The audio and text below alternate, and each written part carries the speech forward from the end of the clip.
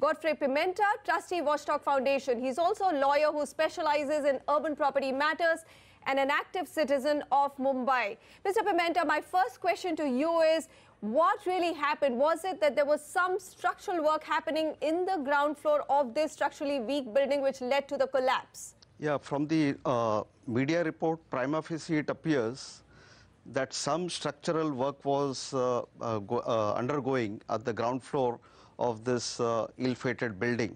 Okay. Now, whenever such type of structural changes are being done without following the municipal norms, this lead to this kind of unfortunate tragedies.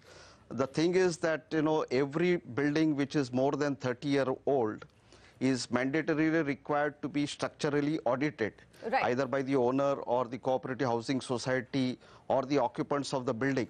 Now, this is rarely being followed vigorously. All right. The larger question, this tragedy happens almost every monsoon. I would say last couple of years, it's just a recurring event and lives are lost. These tenants do not want to move out. They move the court.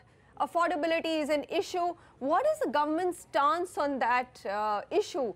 How are they going to take care of these dilapidated buildings, which seem to be many more than 800, the numbers declared by the government?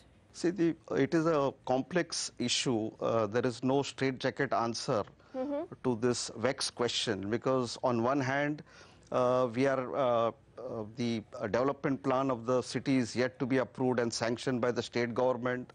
The other hand, the state governments, keeping in mind the Prime Minister's vision, wants to provide affordable housing to almost 1 million houses. And unless and until you don't create this, mass housing, which are of affordable nature, maybe in the region of 30 to 50 lakhs, this kind of tragedies will happen, because the people don't have any alternative. Even if they are shifted to the transit camp, people are languishing there for a number of years, and therefore there is a reluctance on the part of the residents of such dilapidated and dangerous buildings in Mumbai. Right, Mr. Pimenta, but having said that, the state's record, the government's record of either creating affordable housing or slum redevelopment or even just redevelopment of old buildings has been extremely poor. They have the numbers, but the targets are never met.